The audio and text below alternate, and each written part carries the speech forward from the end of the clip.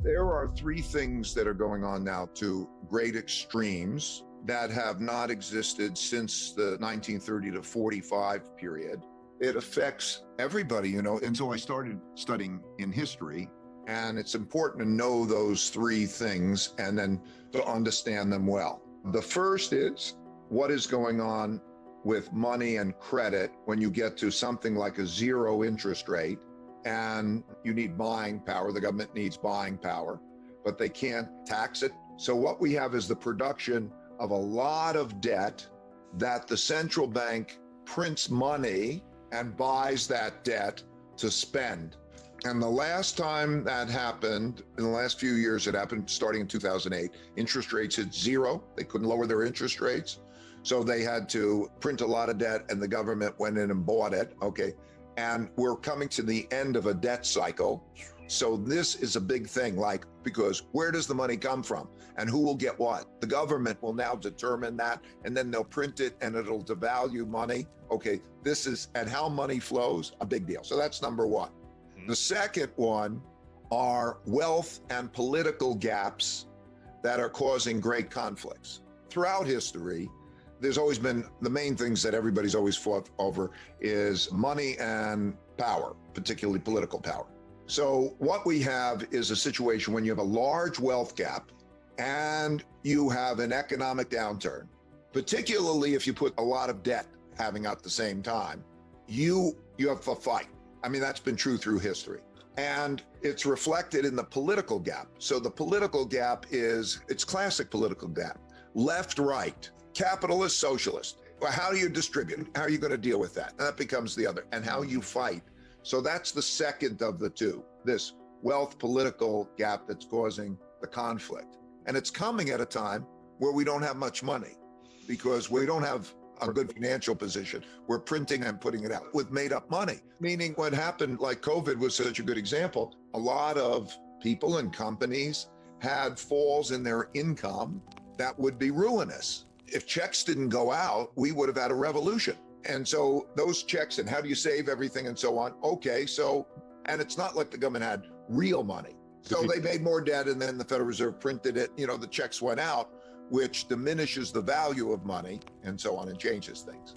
So then the third thing is the rise of a great power to challenge an existing great power. So the rise of China to challenge the United States. In all history, there are world orders. What that means are the dominant power. It's like in nature almost, the big bull or something. Anyway, there's the dominant power.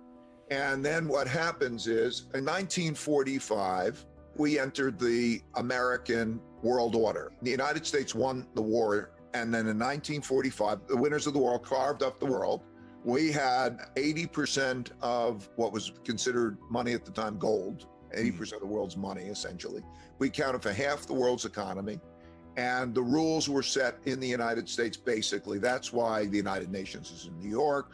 The World Bank and the IMF are in Washington, D.C., because we began the American century. And then we are now at a time, we've never had another power challenge us in the same way. There was the Soviet Union, but they were always a fraction of the size economically, so couldn't compete on that same basis. They had nuclear weapons, but they didn't have the economic power and so on. But now we're dealing with China coming on as a power. I spent a lot of time in China over the last 36 years, by the way, and I admire how they're doing a lot of things. I mean, I know it's controversial to say that, but in terms of they're a power. Whoa, since I started going there, their average income has increased by 30 times. So they're a comparable power and they're also growing faster. And so that has an effect. So those three things are things that never happened in my lifetime before, but happened before in history, which led me to do the studies of what happened in history and the lessons I could gain. It affects everybody, it affects, we know, let's start with ourselves. Most importantly, forget about the outside thing. Can we be healthy and strong? And what do we need to do? To know you have to be in it together. If we can row in the same direction, okay? If we can have thoughtful disagreement and get past that, if we can be in it together, like the wealthy and the poor. It sounds so difficult, But at the same time, if you read history and you see what happens when it's not, when you have a civil war, like we could be on the brink of a civil war. That sounds so crazy. But the truth is, in most countries, almost every century, there was a civil war or a revolution, some form of civil war or revolution.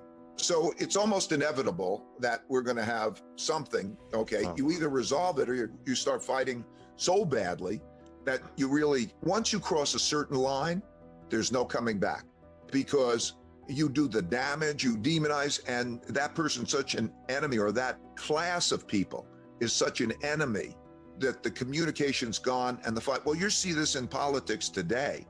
In other words, is there a respect for the system and a mutual respect of trying to resolve these types of things? Or will they go to any lengths to win? Because a constitution or law will only carry you to so far, okay? There has to be an element of respect for it, right? If you think about, I want to distinguish, there's big differences in opportunities. So let's say, supposing you have two people of comparable opportunities, the marshmallow test is you take a kid and you say, okay, you can have one marshmallow now, or you could have two marshmallows in 15 minutes if you don't eat the first one. Once you start to realize that deferred gratification is going to make you better and so on, and you start to count how many days, weeks, months, or years can I live if I don't have money come in, and you start to focus in on that, that's the first step, okay? Like the marshmallow test. So I want to save. You got to start there. Then if you do that, you're necessarily going to go save in what? And then you'll start to get exposure, how these things are different. Okay, then you start to care. Well, I can have one of these and one of those, and you start to experience, and then you start to learn. And basically that's what makes the difference. When it comes to the money, now at that moment that you don't want it, you have savings. That means I want savings. So the next thing inevitably that's going to come at you is, where do I put it? And then you get your choices, and then you experience it and you learn. I think first, calculate how many days, weeks, months, or years you can live on your saving. Because when you do that, you'll gain security. So look at how much you're spending and then say, how much do I need? And whatever that number is, you're going to need more than that, because it may go down rather than go up. So now, do I have a year's spending? I think you start there.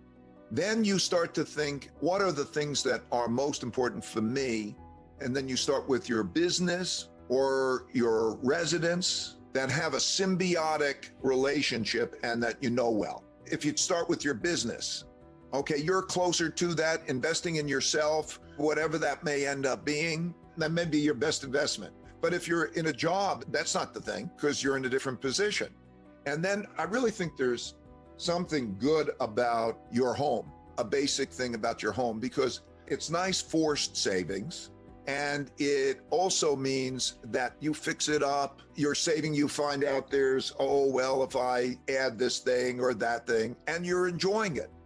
So when you're enjoying it and you're controlling it and it's yours and so on, that's pretty good. You know, if they keep mortgage tax deductions and so on, you know, there might be some benefits to it also, okay? But that's not a black and white answer.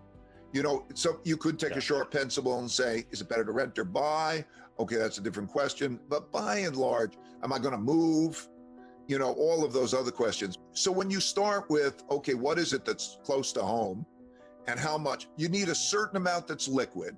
In other words, you got it in your house, you got to make a mortgage payment or something, and all of a sudden, you know, it's not liquid and you lose your job. Well, that can cause you trouble. So how much do I have that's liquid? How much do I have that's not liquid? Okay, and you start to get those things right. Pretty soon, you're getting yourself in good shape. And then you're also having some experiences, and then you go beyond that. So you start to, okay, what's a stock? What's a bond? And then, you know, you learn through experiences. I learned through my experiences. I started when I was a kid, 12. I used to caddy, and I took my caddying money and I put it in the stock market. And I was lucky. What happened to me, by the way, is I took my caddying money And I bought the only company that I ever heard of that was selling for less than $5 a share. And I was really dumb. I thought I'll buy more shares, so if it goes up, I'll make more money. And it was the only company. It was a company that was about to go broke, but some other company acquired it and it tripled. And I thought, this is an easy game. And I like it, easy money. But you experiment and you learn. You earn $100 and you spend $105, that's misery. If you earn $100 and you spend $95, you'll have a good life. Basically, I know so many people who don't earn much, but are there. Because if you start to think about what it is that it costs you to live in terms of, let's say, the basics, give me sleeping, give me the food, let me be educated, and so on and so forth. I think most people can get themselves in a position where they're net positive. So if you can be net positive and you could do that, that's number one. Then I guess it was the list that we went through. The second is, what do you do next in terms of what do you need? What do you invest in? And then avoid the following mistake, the most common mistake of investing, thinking that the investment that did good is a good investment. People rather more expensive. The things quite often, those markets that did really, really well became more expensive, and everybody, smart money is all the time comparing them and competing. So what happens is the naive money buys the thing that was hot or is hot. The thing that has been terrible, which might be the thing that's beaten down. So I would say also an important element, diversify. Because what I learned about this is that, first of all investments compete. And it's not easy to tell whether one investment is better than the other, because if people could do that, life would be easy and everybody'd make a ton of money. And this is a competitive game that's very difficult to compete in. So it's very difficult to say which one's better or worse. You could take experts and do all sorts of tests, and you'll find out that they can pick that, and you can't tell whether the worst ones are going to be better. So because of that, you understand that even picking the best ones is difficult, and particularly if you're naive. Like, we spend hundreds of millions of dollars each year on research to try to give us an edge. Wow. Okay. Now you've got to compete with us. So competing in the markets is more difficult than competing in the Olympics, but there are more people who try harder in order to do that. So it's a zero-sum game, but diversification will reduce your risk without reducing your return. That's critical. I started studying in history, and I found out the same thing happened on March 3rd, 1933. Roosevelt did the exact same thing for the exact same reason, leading to the exact same result. And so studying past periods that didn't happen in my lifetime, like we haven't been through a war before, and we haven't been through a civil war, or we haven't been in the circumstances. So the three big things that are happening in our lifetimes that we have not been through before are the creation of an enormous amount of debt and printing of money to monetize the debt. That's number one. And so we'll talk about inflation and where we are in that cycle. And I'm like a mechanic. I'm not ideological. I'm just like, what are the cause-effect relationships? How does that dynamic work mechanistically? But it produces inflation. The second, but very interrelated to this, is the large internal conflicts that we are having. Populism of the left and populism of the right, and values differences that is producing a conflict. Populism means that some representative who will fight for me on my cause against the other side. That means not compromise, not be in the middle, but to fight to win at all costs. And when we have that populism, brought about also by the largest wealth gap differences, largest opportunity gap differences, and so on, that type of conflict I have never seen in my life, but that also happened in the 1930 to 45 period. And so I needed to go back and then study that over time.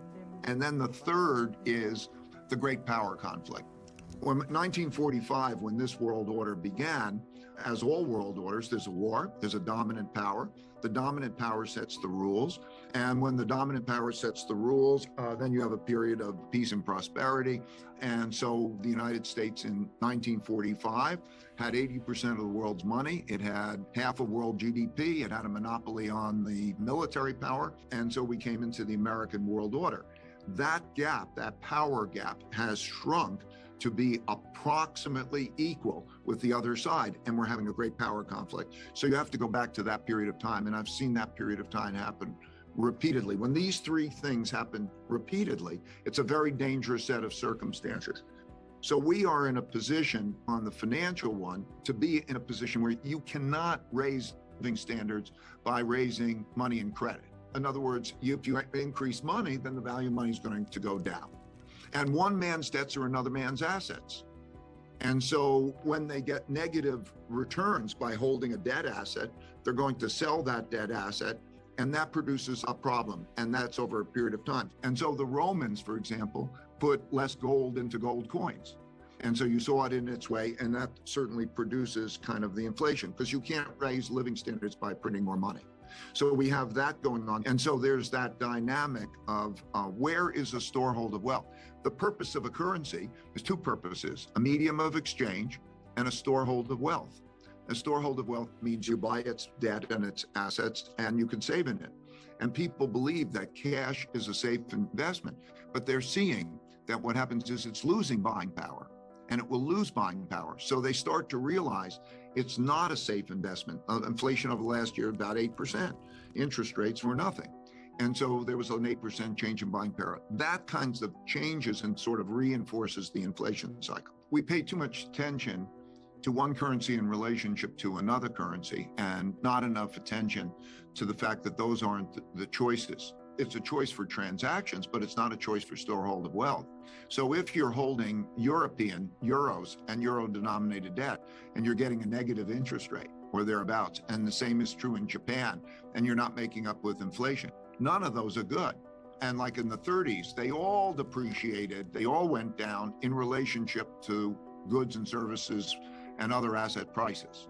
So what you see is all the currencies along those lines are sort of tied to each other, and they're bad storeholds of wealth. And that's why you see moves to other assets. It pays to borrow, or if not borrow, but put your money into assets that maintain buying power. So you see it happen in all the different ways. So look at whether what you're holding in the form of that cash denominated, and that'll be a debt instrument. That's how you hold a currency in order to have a storehold of wealth. Look at its real returns. The Fed understands, and central banks know, that when inflation is undesirably high and the economy is relatively strong, you put on the brakes, and that when the reverse is the case, you put on the gas. And they don't understand, I think, monetary inflation enough. What has happened is that because they put on the gas so much, have allowed interest rates to be so low, as I say, in many cases, negative interest rates. And they've made liquidity so abundant that not only didn't you have to pay interest on your debt, but you didn't have to pay principal on your debt, because they would have interest-only loans, and they would have low covenants, like it's easy to not meet your debt requirement. Companies borrow, individuals borrow, interest-only loans, and when there's no interest rate, basically mean the stuff is free. You can buy houses, you can buy all sorts of things on that basis. And the world has adapted to that, and they did that at a very low real interest rate, a very low interest rate relative to inflation. And then they printed a lot more of that money and so on. And so inflation is going up.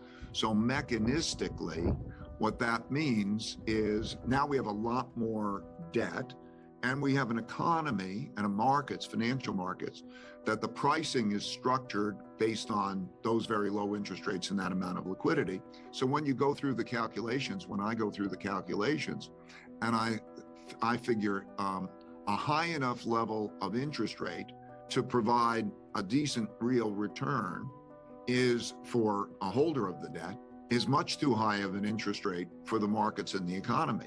But you're going to have an inflation rate that's above the interest rates, and that's not going to be desirable. So investors want to sell that. And you could see it as interest rates rise. You can see its effects on markets. You could see the effects on the capital markets. So you see the stock market going down while the bond market is going down. And that means most everything that people own practically are going down practically, because most people are in stocks and bonds, that kind of thing. the Fed's trade-off is going to be very difficult. Right now, they have a very restrictive monetary policy plan. I judge that by the supply and the demand for credit. So the federal government is going to run large deficits. So that means they will have to sell debt. They'll sell treasury bills and bonds. The Federal Reserve is planning to sell $1.1 trillion of debt also. Private investors are inclined, pension funds and so on, they're losing money while there's inflation, so they're losing buying power. They're selling. And there's a selling imbalance. And that selling imbalance means, because it has to balance with the buyers, that means a contraction in private credit, which means a recession. So as I look through this, we're in a tightening phase where it's beginning to bite, but it's not really, it's barely begun, because the actual rises in short rates have barely begun. It started, the other things are rising. And that trade-off between growth and inflation is going to be very difficult. And that's why I believe that we've entered a period of stagflation, quite like the 1970s. And then we can't look at it alone. We have to look at it in light of the two other big forces. In other words, the internal conflict force. We don't have enough money, and we don't have enough real money. We have plenty of fiat money because we can print it, but you don't have enough real money. And everybody says we need to spend money on this thing and that. And I don't even disagree with that. When I look at the social conditions and the infrastructure, and I look at, okay, Ukraine, and do we need to rebuild the Ukraine? Do we need to have greater military expenditures? Do we need to have these things? But we don't ask, how much money do we have to spend? And so because of the nature of that, even just the costliness, we need to take care of the environment. But it's going to be expensive when we take care of the environment, because we haven't yet fully developed the technologies that are fully cost effective in order to do that. So I think that that's the mechanical description of where we are in a political environment. So as we have inflation, that's going to be a big political thing, and it's going to cause greater polarity. There's a risk that neither side accepts losing because of the populism, and you put more financial strain and things get worse. Conditions are likely to be significantly worse, for example, than they are now. Just take a normal economic cycle and where you are. It has the form together of what is money. I mean, it's Genesis. What is money? And how can we not only digitalize it, which makes it some extent efficient, but also the real questions. Can it maintain value so it will not be depreciated by central banks? That's a key thing. Can it be transferred, used all around the world, accepted for purchases and sales all around the world? Then it has to do with issues like, can it be private? There's a saying in gold's case, which is, it's the only financial asset that you can own that is private and you can move around, that isn't dependent on somebody paying you money, paying you something. So as a medium of exchange. Crypto, those in a fiat world naturally becomes a alternative a consideration. And the fact that it's gone on something like Bitcoin, I guess about 11 years, and it hasn't been hacked and it, is working in that way, has its particular appeal. It has big issues. It's not a private asset.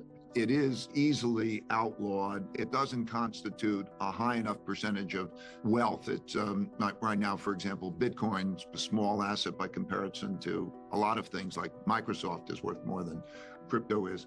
And so it hasn't reached those particular stages.